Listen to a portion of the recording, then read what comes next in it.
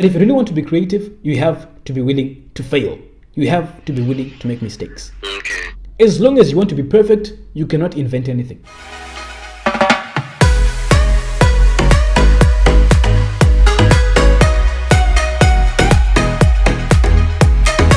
Hello, Mr.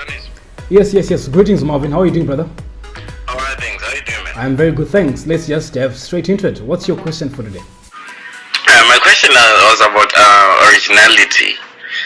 You know, it's like whenever I try to come up with something, it doesn't feel original. It feels that someone is already doing it, or a lot of. Alright, take a look at Zimbabwe, right? Yep. Let's say I come up with a business strategy, Yeah. and you see like lots of people are already doing it. It's like I'm entering into a market that's already. How can I say? What's the word for it? It's got a lot of people already. Yep. And that's all the ideas that I'm coming up with. I'm lacking originality. It's like I'm incapable of actually coming up with a plan of my own, and I don't know how to recently. All right, that's perfect, Marvin. Allow me to take the longer road to answering your question. But before we go in further, I think it's very imperative for you to understand some certain fundamentals, right? Yeah. Innovation, invention, ideas, and creativity, all of these things fall under the same basket. In order for somebody to be inventive or innovative, they need ideas. Yeah. But in order for somebody to have ideas, they have to be creative. Because creativity is the process of generating new ideas. Yeah. So in other words, creativity is the mother of ideas. So the question should rather be, how can I become more creative? Exactly. Now, there is nothing wrong with coming up with ideas that are already existing. Okay.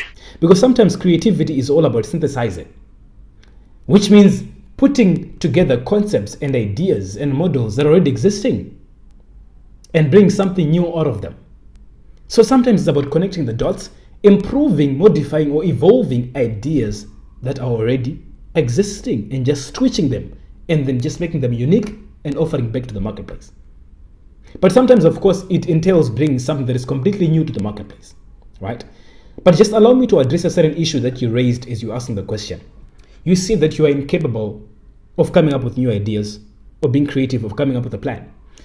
That is not correct, because everybody is born with a creative ability. Okay. It's just that we do not use it or practice it. Allow me to shift your attention to the biblical context. In the book of Genesis, the Lord said, "Now let us create man in our own image," Alright. which means we were created in God's nature. And we know that God is the ultimate definition of creativity, meaning we were born with creativity in our DNA. Yeah. Which brings me to the answer of your question, Marvin. If you want to be creative, be like a child. Think like a kid. Alright. I mean, kids are very creative. Kids are the most creative beings, Yeah, very true. Very true.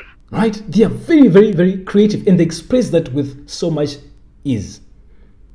Studies show that a person is very creative when they're young, but as they grow older, that creativity ability is suppressed because of many things, the educational system, the society, things around us. Right. But kids are very creative. And the reason why kids are very creative is because they are very curious. And I'm asking you to do the same thing, Marvin. Kids are very curious. Their level of curiosity is just off the charts. If they're watching television, they're willing to break the TV into pieces in order for them to see what's inside. Same applies if you give them gadgets. Yeah, true. If they see a flame, they're willing to touch that flame and see how it feels, even if you tell them, do not touch the flame. Yeah, I They're get just curious. And the reason I'm asking you to be curious, Marvin, is because curiosity allows you to learn. Curiosity makes you a student. It allows you to go for the extra mile to know things that you don't know under normal circumstances. Yeah, true. It allows you to be open-minded. It allows you to be adventurous. It allows you to know things. And in order for you to be creative, you have to know things. Kids question almost everything. Daddy, why is this like this? Mommy, why is this like this? Why can't it be like this? It's so much to the extent that even some parents tell their kids, shut up, you're asking so many questions. But little do they know that is when the process of killing creativity in their kids begins before school takes over. If a child asks, why is 1 plus 1 2? They rebuke them. Kids question everything, but if you question things in school, you're called rebellious. Because school teaches us to accept things as they are. It teaches us to follow the general pattern of things. But if you want to be curious, you have to question things. Understand why things are the way they are. That will allow you to be very creative. School teaches us to claim things. It teaches us to recall things. It teaches us to to spend so much time studying other people's ideas. But what it fails to do is that it fails to make us practice our thinking faculty, our creative ability. So going through school all this time, it encases your thinking in a certain way. That when you try to think outside the box, it's not as easy anymore, because the moment you try to think outside the box, there's a resisting urge that draws you to want to think in a way that conforms to the general pattern. And you have to resist that urge if you really want to be creative. So question things, not accept things as they are. Do not follow the general pattern. Because if you follow the general pattern, you can never be as creative. Kids do not follow rules. Kids do things differently, right? So be willing to do things differently. Do not be scared to be different. Which brings me to my second point, Marvin. That if you really want to be creative, you have to be willing to fail. You have to be willing to make mistakes. As long as you want to be perfect, you cannot invent anything. As long as you're not willing to fail or make mistakes, you can never come up with anything that is new to the marketplace. But be willing to fail, because it is through that process of making mistakes or failing that your ideas become sharp, your ideas are improved. But what does school do? If you go to school, make mistakes, fail a lot, they call you a failure, they punish you for making mistakes. And at the end of the day, if you punish me for making mistakes, you know what I'm going to do? I'm never going to try anything new. I'm just going to do things by the book.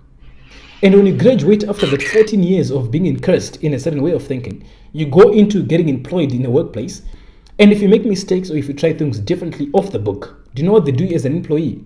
You get fired. But if you look at companies or corporations that are leading in terms of innovation, the likes of Apple, right? Apple has embedded a culture that allows employees to make a lot of mistakes or to try things differently off the book. And that is the reason why they are leading in terms of innovation. Because making mistakes or failing is very vital to you being creative. You have to be willing to do that. Which leads me to my third point.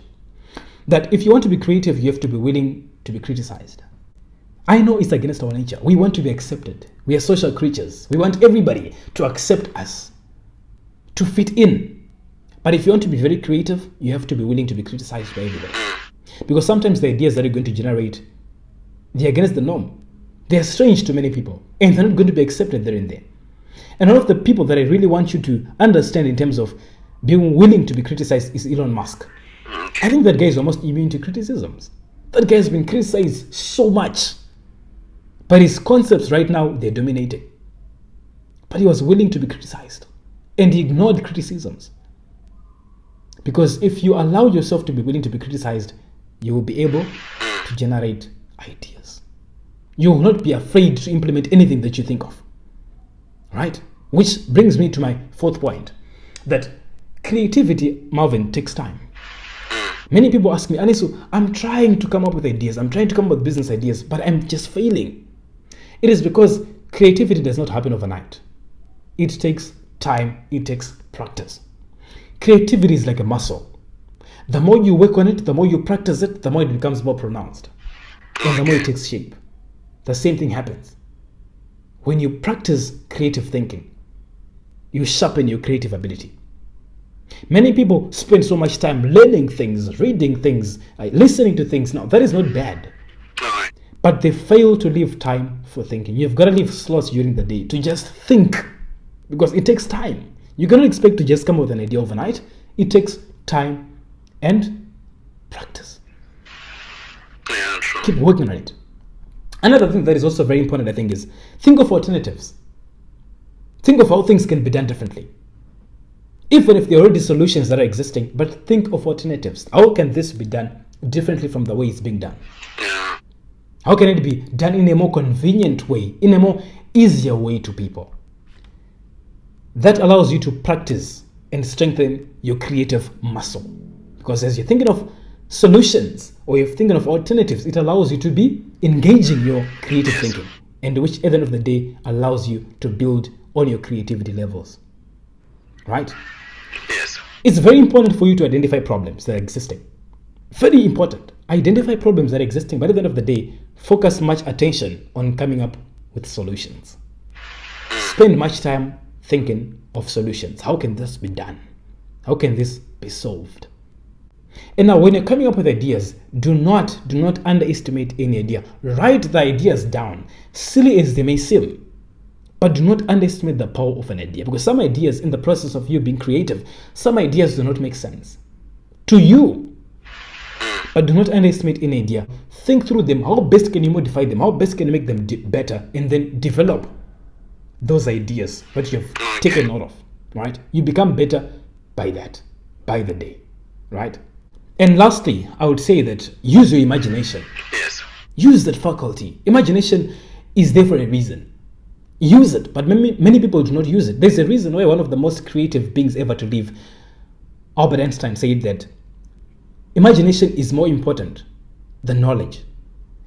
Knowledge is limited, but imagination can never be limited.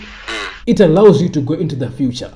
It allows you to think of things, to imagine things before they even come to existence.